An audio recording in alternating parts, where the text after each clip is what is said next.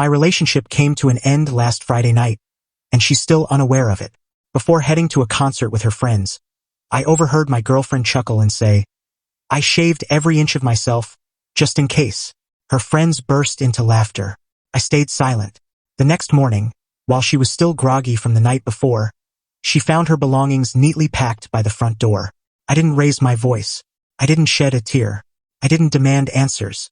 That single sentence she uttered was all I needed to hear. Her words haunted me all night while she was out. Just in case. It was a light-hearted confession that she was open to seizing any opportunity with someone else if it arose. To her and her friends, it was a playful quip.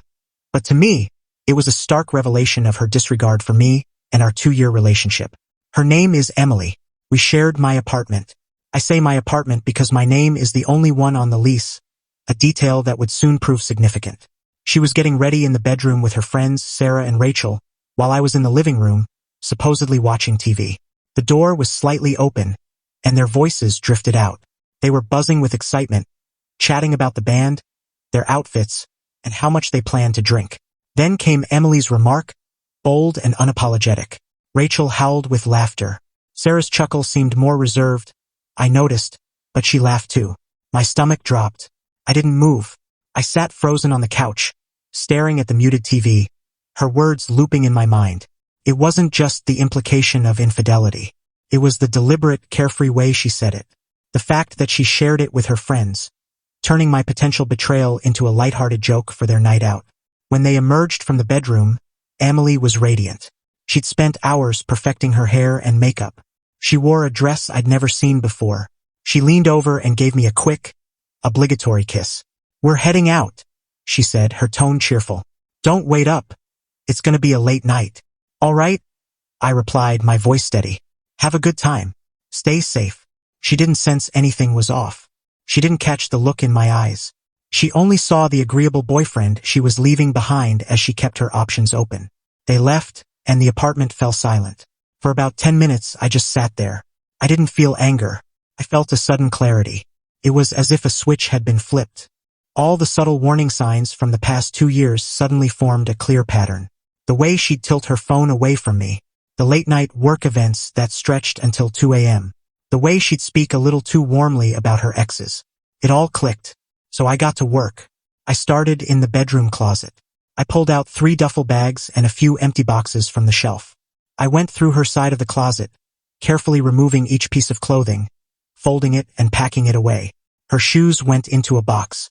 In the bathroom, I gathered all her cosmetics, her countless creams and serums, into another box. I was meticulous, ensuring nothing was damaged. This wasn't about rage or destruction. It was a calm, systematic removal. An eviction. I packed everything. Her novels, her tablet, the small keepsakes on her bedside table. By 3 a.m., every item of hers in my apartment was neatly packed and stacked by the front door. I placed her keys on top of the main box. I took a photo of the pile, time-stamped at 3:17 a.m. Then I went to sleep in the guest room. I couldn't bring myself to sleep in our bed. She stumbled in around 4 a.m., loud and intoxicated. I heard her trip over a box and swear. Then there was a long, heavy silence. "James?" she called out. Her voice was suddenly small, sobered. I didn't respond. I heard her move through the apartment. She checked the bedroom. She saw the empty closet, the cleared-off surfaces on her side of the room. I heard her sharp gasp. "James, what is this?" she shouted, pounding on the guest room door. "Open the door. What's going on?" I remained silent. I put in earplugs. After about 20 minutes of her yelling and sobbing, she stopped. I heard her dragging the bags and boxes out the door, one by one. Took her nearly an hour. The sound of the front door slamming shut was the most relieving sound I'd ever heard. She started blowing up my phone immediately. Calls I ignored. Texts that shifted from confusion to anger to desperation. I let them pile up. I finally drifted off around dawn. When I woke, I felt a peace I hadn't known in years. I went to the kitchen for coffee and saw a furious, tear-streaked note on the counter. I crumpled it without reading it and tossed it in the trash. My first call wasn't to her, but to my sister, Lauren. Lauren's a lawyer. She's sharp, practical, and never cared for Emily. "It's done," I said when she answered. I told her what I'd overheard and what I'd done. "Good," she said immediately. Then her legal mind took over. Alright, let's stay ahead of this. Is her name on the lease? No, just mine. Perfect. That makes her a guest, not a tenant. You can revoke her access to your home at any time for any reason. You returned all her belongings, so she can't accuse you of theft. First step, change the locks today. Locksmith's coming at 10 a.m., I said. Smart move, she replied. Next, the car. Oh, the car. A year ago, Emily's old clunker broke down. She wanted a sleek new car, but her credit was terrible. She pleaded with me to co-sign for a 2-year-old BMW. I was reluctant but eventually agreed. My name was on the loan alongside hers, and my credit was the main reason it was approved. She made the payments, but the loan was my responsibility too. What about the car? I asked. As a co-signer, you have rights, Lauren explained. You're equally liable for the debt, which means you also have a claim to the asset if the primary borrower defaults or breaches the loan terms. Find the loan agreement. Read me the section on delinquency and repossession. I dug out the loan documents from my files. I found the clause. It stated that if a payment was over 30 days late, the lender could repossess the vehicle without notice. It also mentioned the co-signer's duty to inform the lender of any changes in the borrower's circumstances that might impact their ability to pay, like a change in address or job status. She'll try to use the car to manipulate you, Lauren said. She might threaten to stop payments, leaving you with the debt, or use it to force a conversation. We need to neutralize that. Keep that document ready. The locksmith came and went. The new keys felt reassuring in my hand. Then I did something I should have done sooner. I reviewed our shared finances. She'd send me her half of the rent and utilities via PayPal each month. I scrolled through the past year's transactions. Sure enough, she'd been late 4 times. One payment was delayed by over 2 weeks. I took screenshots of each late payment, timestamps included. This was proof. It wasn't about the money. It was about documenting her unreliability. The next battle was, predictably, our mutual friends. By Saturday afternoon, the smear campaign started. My friend Tom texted me, "Hey, Emily's going off in the group chat. She's saying you lost it and threw her out for no reason while she was asleep. People are freaking out." Emily's story painted me as a jealous, controlling lunatic who'd been waiting for an excuse to dump her. She conveniently left out her shaved comment. She framed it as me having a sudden breakdown. I called Tom. "She's not telling the truth. I'm sure you can guess there's more to it." "I figured," he said. "But she's convincing, crying, saying she's afraid of you." I had to tread carefully. A public back and forth would get messy. I needed something concrete. I thought of Sarah, the friend who'd been there when Emily made the comment.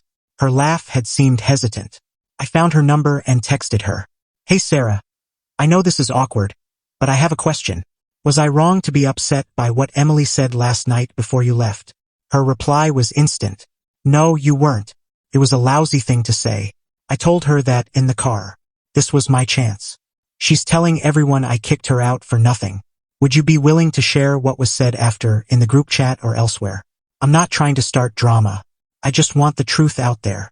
10 minutes passed with no response. I thought she was staying out of it. Then my phone pinged. It was a screenshot from Sarah. It was from their girls' group chat, timestamped Friday at 9:15 p.m., about 20 minutes after they left my place. Rachel had written, "That cute drummer is totally eyeing you." Emily's reply, "I know, right? Here's hoping." Winking face with tongue, "Good thing I'm ready." Sarah had responded with just an eye roll emoji. This was undeniable proof. It wasn't just a thoughtless remark. It was a deliberate intention. The joke continued after she left me. I sent the screenshot to Tom. "This is what she said." I texted, "Feel free to share it in the group chat. I'm not fighting her, but people deserve the truth." Tom's reply was quick. "Wow, okay, sharing now." I can only imagine the chaos that screenshot caused. Within an hour, I had texts from 3 other friends. "Man, I'm so sorry. We should have known better." Emily's out of line. Her support crumbled. The narrative she'd spun was shattered by one piece of evidence from a friend with integrity. Emily went berserk. She accused Sarah of betraying her. Sarah, according to a later text from Tom, simply said, "I'm not lying for you, Emily. What you did was wrong." Sarah then left the group chat. With the social storm handled, I focused on the car. I knew she'd try to use it against me. On Monday morning, I got an angry email from her. I'd blocked her number, so email was her only option. The subject, the car. You think you can destroy my life and walk away? You co-signed for my car. If you don't meet me to talk this out, I'll stop paying. Let's see how your perfect credit holds up. Your move. It was exactly what Lauren predicted. But I felt calm.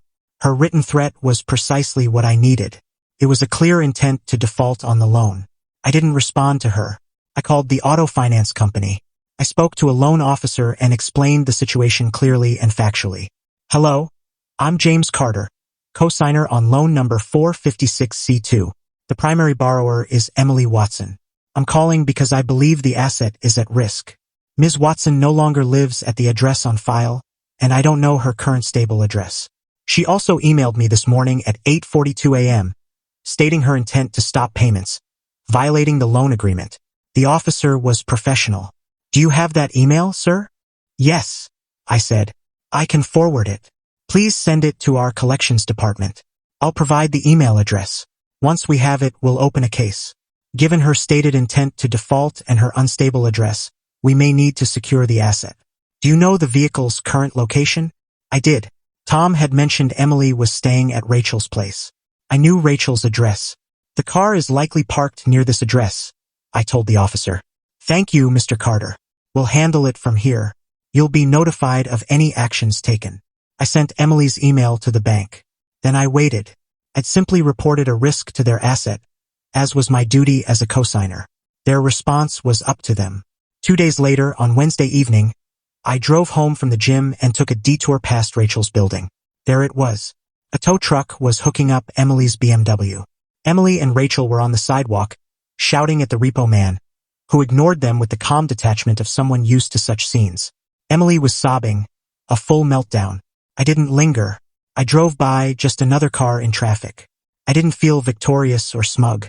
I felt a quiet sense of balance returning. She'd made her choices. These were the results. The repossession sparked immediate fallout.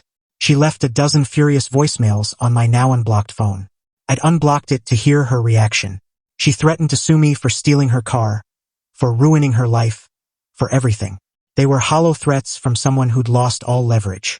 I listened, saved them to a folder on my laptop, and blocked her number again. The final chapter closed about a month later. Things had calmed down. I met Sarah for coffee to thank her. She said Emily had burned all her bridges, alienating everyone with her lies and drama. She was still at Rachel's, but tensions were high. She was broke, carless, and miserable. One afternoon, I got a call from an unknown number. I don't usually answer, but I was expecting a call from a vendor, so I picked up. Is this James Carter? A professional-sounding woman asked. I'm Linda, property manager for Oakwood Residences. I'm calling for a landlord reference for an applicant, Emily Watson. She listed you as her most recent landlord. I nearly laughed. The audacity was staggering. She was trying to use me to rebuild her life after everything. I can assist with that, I said, keeping my tone professional. Great, Linda said. Can you confirm Ms. Watson was your tenant for the past 2 years? I can confirm she lived in my apartment for about 22 months, I said carefully. But she was never on the lease. She was a long-term guest. There was a pause. I see. Did she contribute to rent? She did, sending me her share of rent and utilities monthly. Were those payments on time? I checked my saved screenshots. My records show she was late 4 times in the last 12 months. February, May, August, and October last year. The August payment was 16 days late. I see, Linda said, her tone cooler. One last question. Would you rent to Ms. Watson again? I paused briefly. No comment, I said. All right, she said. Thank you, Mr. Carter. She hung up. I knew Emily's application had just been rejected. I hadn't lied. I hadn't slandered her. I'd given a prospective landlord accurate, documented facts about her unreliability.